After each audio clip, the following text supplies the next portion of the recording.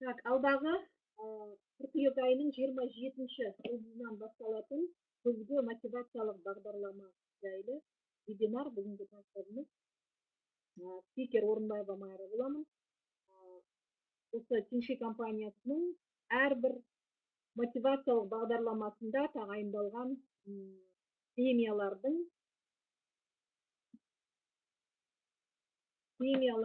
егерімін. Енді мына 4 жұлдыз, 5 жұлдыз сатысындағы премияларды мен кездейсоқ алдым. Мотивациялық бағдарламаны дұрыс зерттеп талдамадым, шын мәнінде кездейсоқ алдым. Жұмыс жасадым, денсаулығым бойынша нәтиже алдым, нәтижеммен адамдармен бөлісе бастаған кезде маған компания осылай премиялар тағайындады. Алғашқы премияларды мен шын мәнінде тек денсаулығымды ойлап жүріп алдым. Енді 6 жұлдыздан бастап 270 мың теңгелік $1000 екі премияны мен жоспарлы түрде алдым. Яғни ең бірінші мақсат, арман мен мақсат деген тақырып бар, мечта и цель деген, сол сабақтағы коллаж, визуализация, аффирмация, міне осы нәрселерді мен пайдаландым. Яғни бірінші кезекте А4 парағына мен 6 жұлдыз домалақтың ішіне қоршап, 25-іне отчет аяқталады ғой, 25 маусымда 2015 жылы 6 жұлдызды жаптым және Пекинге саяхаттау алдым, премиясын алдым деп жазып қойдым. Астына әрине аяқтарын суретін салдым. Кімді өзімнің командамда көремін, кіммен жұмыс жасап жатырмын, оның ішінде потребительдер де бар, тұтынушылар, денсаулыққа келген, оның ішінде бизнеске келгенде нелерім болды. Міне осылайша жоспарлы түрде 2 премияға қол жеткіздім. Бұл премияның нәтижесінде бірінде Қытай Халық Республикасына, екіншісінде Мәскеу қаласына саяхаттау компания есебінен. Енді биыл көктемдегі мотивациялық бағдарлама нәтижесі бойынша 8 жұлдыз статусында 450 мың теңге премияны Халықбанк картасына алдым. Жалпы бизнеске келгенге дейін айлығым 50 мың теңгені құраған, отдел кадрда жасағанмын және 10 мыңнан артық премия алмаған. Енді бұл нәрсені айтып отырғаным, қарапайым мұғалім, қарапайым инженер мен ала алған премияны кез келген адам ала алады деген сөз. Яғни компанияның берген мүмкіндігін барынша пайдаланып. Енді алдымыздағы күзде болатын премиялар, қандай премияларды компания ұсынып отыр? 300 мың теңге премия. Бұл үшін сіз 3 айдың ішінде 7 жұлдыз статусын жабуыңыз керек. Екінші премия 450 мың теңге, 1,5 теңге, 3 айда 8 жұлдыз статусын жабуыңыз керек. Қола арыстан атанғаныңыз үшін 1,5 теңге премия. Күміс арыстан атанғаныңыз үшін 2 миллион 400 мың премия. Алтын арыстан атанғаныңыз үшін, яғни сол статусқа жатқан 3 миллион теңге премия қарастырылып отыр. Қай айлар кіреді? Алдымызда 27-ші қыркүйектен бастап қазан, қараша, желтоқсанның 26-шы жұлдызына дейін. Енді бұл премия әрине ақшалай қаражат, ақша қазір барлығы керек. Ол қаражатты сіз бала шағаңызға тұтынасыз ба, көлік аласыз ба, өзіңіз білесіз. Бұл премияның барлығы сіздің Халықбанк картаңызға, айлығыңызға қосылып төленеді. Енді жалпы өмірде қай-қайсымызда вниманиені талап етеді, признание, еңбегіңіз бағаланса екен дейміз. Мен өз басым, мысалы жасым 43-ке келгенше 20 жыл айлыққа жұмыс істедім, үкіметке жұмыс істедім, мектепте жұмыс істедім, жеке кәсіпкерлерге жұмыс істедім, жалданса, бірақ бір парақ грамотадан басқа мен еш марапат көрген жоқпын. Туған күндерде бір шоқ гүл болатын, ол да бір жылы болса, бір жылы болмайды. Ал бұл компанияда менің таңғалғаным және қызыққаным, бұл нәрсені көрген адамға ұнайды деп ойлаймын, үлкен сахнада марапаттау.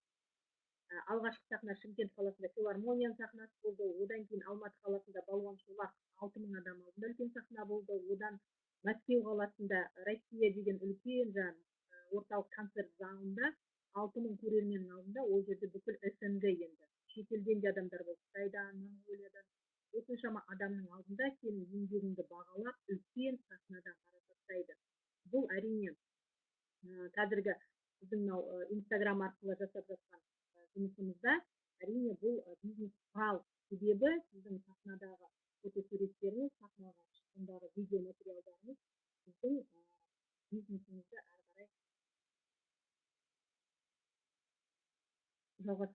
әрі қарай бизнесіңіздің өркендеуіне үлкен үлес қосады деген сөз.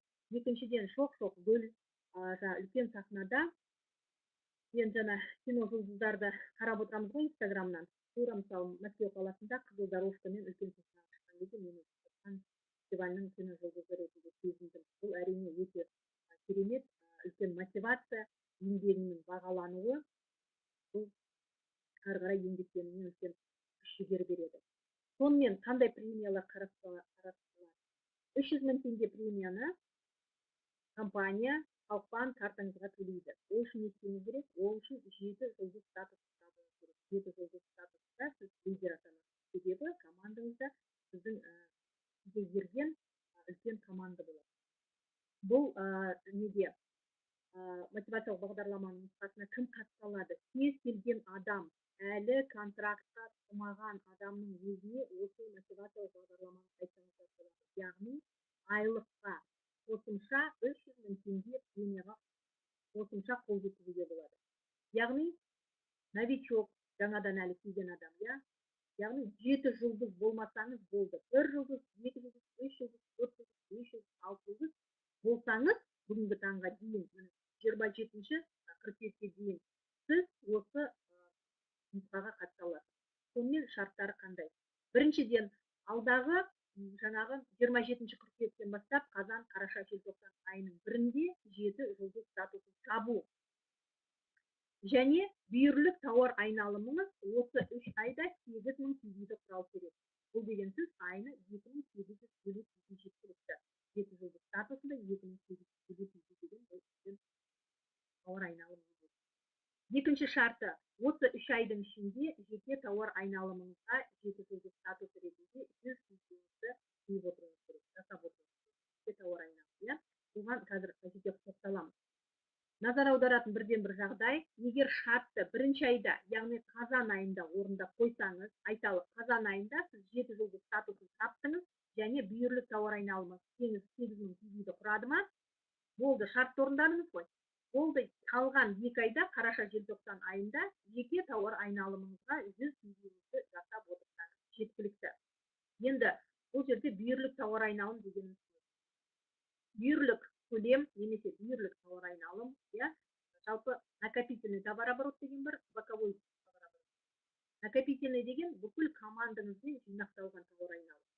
Ал бүйірлік тауар айналым деген өзіңізді қайталайтын аяғыңыздың жасаған тауар айналымынан басқа барлығы бүйірлік көлемде, бүйірлік тауар айналымға кіреді. Айталық, сіз 7 жұлдыз статуссыз,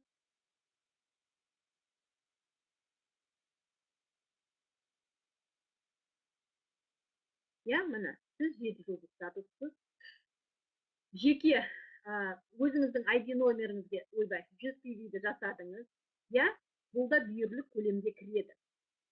8 мың болса, мысалы, 8 мыңның 100 PV-ін сіз өзіңіздің жеке тауар айналымыңызға жасап отырсыз. Қалғаны 7900 деген. 3 айда 100 PV жасасаңыз, ол деген сөз 7700 басқа командаңыздың жасаған тауар айналымы. Енді қараңыз, міне, егер сіздің астыңызда өзіңізді қайталайтын 7 жұлдыз статусы болса, оның тауар айналымы жасаған бүйірлік көлеміңізге кірмейді. Бірақ жинақтаушы бүкіл сіздің тауар айналымыңызға кіреді ол. Тек бүйірлік көлемде есептелмейді. Ал қалған 6 жұлдыз ношыңыз бар ма, 5 жұлдыз ношыңыз бар ма, жаңадан келіп подписка жасаған адамға 4 жұлдыз потребителіңіз бар ма, осылардың барлығының жасаған тауар айналымы бүйірлік көлемде кіреді, және сіздің өзіңіздің жеке ID номеріңізге, мысалы, осылай промоушн жасап жатыр, 320 PV. 320 PV осы бүйірлік көлемде кіреді. Сондықтан бұл өте оңай. Енді біздің структурада мотивациялық бағдарламамен премия алып жүрген серіктестеріміз өте көп. Кульчикова Алия 7 жұлдыз статусын жоспарлы түрде жауып, 240 мың теңгені осы сәуір айында алды. Фарида Жақсылықовна 8 жұлдыз істеп отыр. 450 мың теңгені екеуміз бірге бір күнде немізге картамызға түсті. Яғни бұл премия кез келген адам ала алады. Енді егер сіз жаңадан қосылып жатқан дистрибьютор болсаңыз, сіздің астыңызда сізді қайталайтын 7 жұлдыз дистрибьютор жоқ. Иә, өзіңіз жаңадан келдіңіз. Келіп, айталық қазан, қараша, желтоқсан айының бірінде 7 жұлдыз статус. Яғни 7 жұлдыз статусын жабу үшін міндетті түрде сізге 2-6 жұлдыз аяғыңыз болу керек. Және бүкіл тауар айналымыңыз 25 мың PV-ді құрау керек. 25 мың PV-ді. 25 мың PV-ді жалғыз жасамайсыз, әрине командаңызбен, және бұл тауар айналым жинақталады.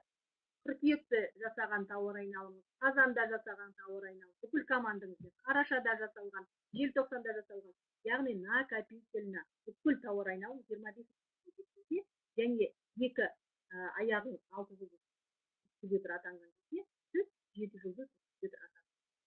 Бұл жерде де сіздің өзіңіздің жеке ID номеріңізге жасаған жеке тауар айналым көлеміңіз бүйірлік көлемге кіреді, және бүкіл структураңыздың жасаған тауар айналымы бүйірлік көлемге кіреді. Себебі сізде өзіңізді қайталап тұрған 7 жұлдызды аяғыңыз жоқ.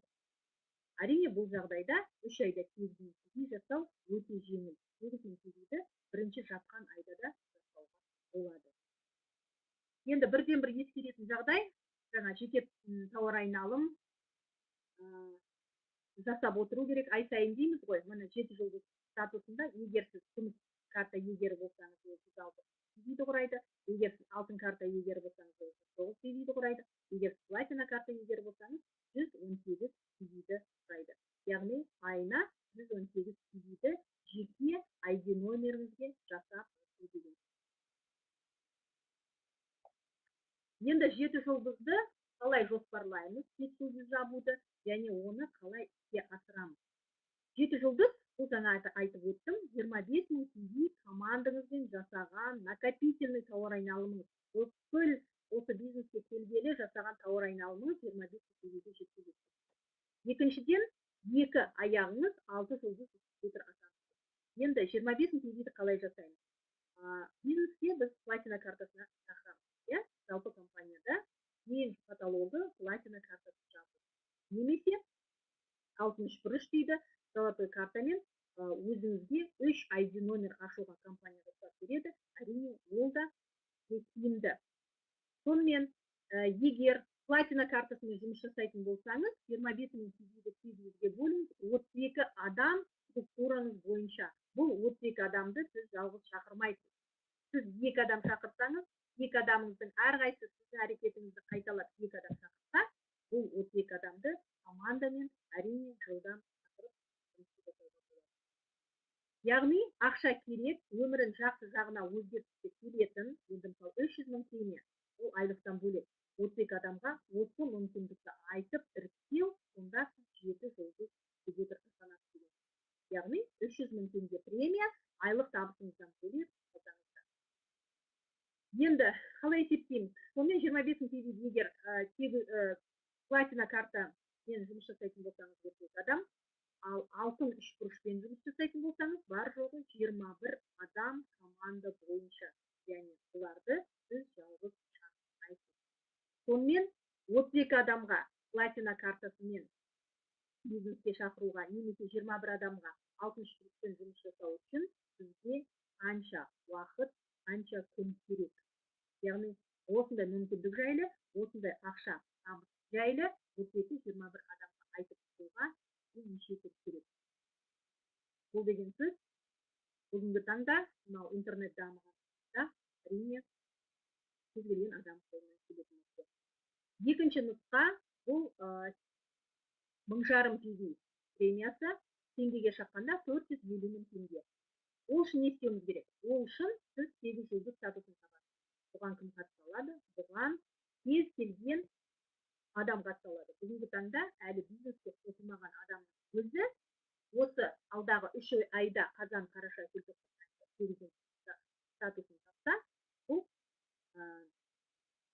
450 мың теңгелік премияға қол жеткізе алады деген сөз. Яғни алдағы 3 айдың бірінде қазан, қараша, желтоқсан, 27 қыркүйектен бастап, иә, 8 жұлдызды статусын жабу керек. Бұл бірінші шарты. Екінші шарты, беріліп көлеміңіз 12 мың теңгені құрау керек, яғни айына 4 мың теңге деген. Және үшінші шарты, осы аталған айларда жеке тауар айналымға 200 теңгеңізді жасап отырсыз. Бұл жаңа промоушн. Егер шартты бірінші айда орындасаңыз, мысалы 27 қыркүйектен бастап қазан айының ішінде 8 жұлдыз статусын жабатын болсаңыз, және бүйірлік тауар айналымыңыз сол айда 12 мың теңгені құрап қойса, онда қараша желтоқсан айларында тек өзіңіздің жеке айдеңізде жеке тауар айналымыңызды жасасаңыз жеткілікті. Компания сізге қаңтардың 10-ына дейін жаңа 450 мың теңгелік премияны төлеп береді. 8 жұлдызды жабу, ол үшін қалай жоспарлаймыз және оны қалай іске асырамыз. 8 жұлдыз деген сөз, бұл командаңызбен 100 мың теңге тауар айналымы. Командаңызбен және накопительно. Бүкіл осы бизнеске келгеннен бастап жасаған тауар айналымы барлығы 100 мың теңгеге жеткенде, және екі носыңыз 7 жұлдыз статусын жапқан.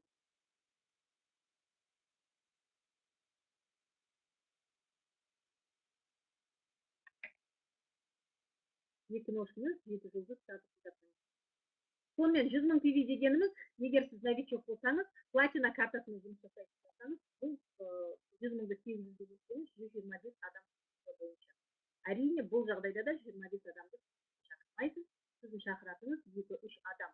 Әрі қарай әрбір келген командаңызға келген адам сіздің іс-әрекетіңізді жасау арқылы, осылайша Дмитриевтарға өтінен 25 адам. Бұл мүмкіндік жайлы 10 адамға айту. Мысалы, телефон контактыңызды ашатын болсаңыз, 1000-ға жуық контакт бар, иә? Соның 10 адамға айтсаңыз, олардың әрқайсысы 10 адамға айтса, бұл деген сөз 10 адам. 15 адамға жетпей тұрған, әрқайсысы бір адамнан шақырса, онда сіздің командаңызда 10-ға 15 болса, 220. Сонымен неше күнде 10 адамға осындай табыс жайлы, ақша жайлы айтуға болады. Әрине, ол өзіңізге байланысты. Және сіздің 10 адамыңызға неше күн керек, әрқайсысы 10 адамға айту. Бұл бүгінгі таңда бар жоғы 2 айда 8 жұлдыз статусын жабуға болады. Бұл қазір платина картасын есепте көрсетілген. Яғни түсінікті, иә, сіз 8 жұлдыз дистрибьютор атану үшін командаңызбен 100 мың теңге командалық тауар айналымы жасау керек. Екіншіден, 2 аяғыңыз 7 жұлдыз статусын жабу керек. Және барлығыңыз қосылып, жаңағы 12 мың теңге тауар айналымды жасау керек. Міне, мына слайдта платина картасымен жұмыс жасаудың есебі. Бұл бізде Telegram чатта бар. Бұл бізде вебинарларда да бар, YouTube каналында. Я, міне платина картасы. Жалпы табыстың бұл біздің бизнеске келе салып, А планы бойынша бірден 3 табысқа қол жеткізуге болады. Осының екеуін қарастырамыз. Шақырғаныңыз 20% аласыз платина карта егер ретінде. Дамытқаныңыз үшін компания сізге 11-12% табыс төлейді тауар айналымнан. Енді қараңыз, сіз 8 жұлдыз дистрибьютор келдіңіз бизнеске. Өзіңіз сияқты 2 адамды бизнеске шақырдыңыз. 800 теңгеден. Бұл айда сіздің табысыңыз, бұл аптадағы сіздің табысыңыз, міне, шақырғаныңыз үшін 20% ғой. 2 адам шақырдыңыз, 1600 теңге, оны 20%-ға төлесеңіз, 320 теңге сіздің таза табыс. Және дамытқаныңыз үшін компания, мынау ортасынан бөлеміз, бинария, компания салыстырады да шақырған адамдарыңыз, бір емес 2 адам шақырған үшін, қай азынан, яғни 800, екеуде бірдей ғой, 800-ден 11% тағы төлейді, $800. Сонда қосатын болсаңыз, бұл $408 теңгеге шаққанда 122.400 теңге сіздің таза табыс. Бар жоғы 2 адамды бизнес. Осылайша сіздің шақырған командаңызға шақырған әрбір дистрибьютор сіздің әрекетіңізді осылайша қайталаған жағдайда сіз екінші аптада мына дистрибьютор шақырды 2 адам, мына дистрибьютор шақырды 2 адам, иә, 2 аптада сіз ешкімді шақырған жоқсыз, иә. Ары қарай командаңыздың жұмысынан сіз 52.000 төлеп жатырсыз. Осылайша үшінші аптада әрбір бизнеске қосылған команда мүшесі сіздің әрекетіңізді қайталаған жағдайда сіз бір айда, яғни 4 аптада 482 мың теңге табыс. Бұл премиядан бөлек жаңағы айтып жатқан. Мен айтайын дегенім, осы әрекетті қайталау арқылы міне 6-шы аптада сіз 8 жұлдызды дистрибьютор атанасыз және барлығы 2.767.200 теңге табысқа қол жеткізеді. Осыған қосымша бізге компания 450 мың теңге премияны қосып төлейді. 450 мың. Түсінікті, иә? Бұл платина картасымен жұмыс жасағанда. Енді бизнеске келгеннен кейін жаңағы картаны жабу, немесе қандай тауар ұсыну, иә, қандай картаны жапқан кезде өнім туралы не керек. Жалпы 5000 PV деген сөз 6 жұлдыз. Яғни сіз 7 жұлдыз жабу үшін сізге міндетті түрде 2 аяғыңыз керек. 6 жұлдыз жапқан, иә, 8 жұлдыз жапқанда сізге міндетті түрде 2 жұлдыз аяқ керек. Ол деген сөз 6 жұлдыз статусы, яғни 5000 PV. Бұны қалай жасауға болады? Бұны 2 адамға стек ұсыну арқылы, азонаторды ұсыну арқылы, жастық, көрпе бар 400 PV, иә, емдік матрас бар 1300 PV, детокс бағдарламасы. Бүгінгі таңда жалпы адамдардың арасында науқас та көп, диагноз да көп, симптомдар да көп, иә, ағзасын тазартқысы келіп жүрген, түрлі жаңағы созылмалы ауруларынан арылғысы келіп жүрген 3 адамға детокс бағдарламасы жайлы кеңес берсеңіз жеткілікті. Барлығын қосатын болсаңыз 5050 PV, яғни сіз 6 жұлдыз дистрибьютор. Тура осы әрекетіңізді сіздің адамдарыңыз ету арқылы қайталау арқылы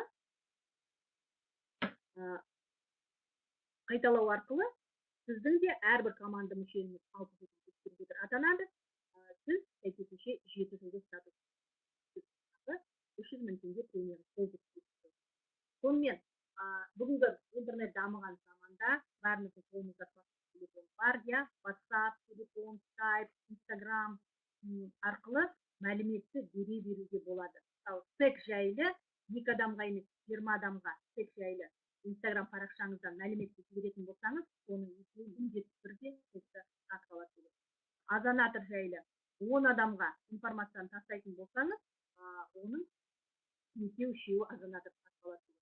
Міне осылайша YouTube каналын қолдану арқылы, дейін-кейін фотолары, иә, барлығы Telegram чатта бар, Instagramда тікелей эфирлер жүргізу арқылы бұл бизнесті жасап, 6 жұлдыз дистрибьютор өте оңай.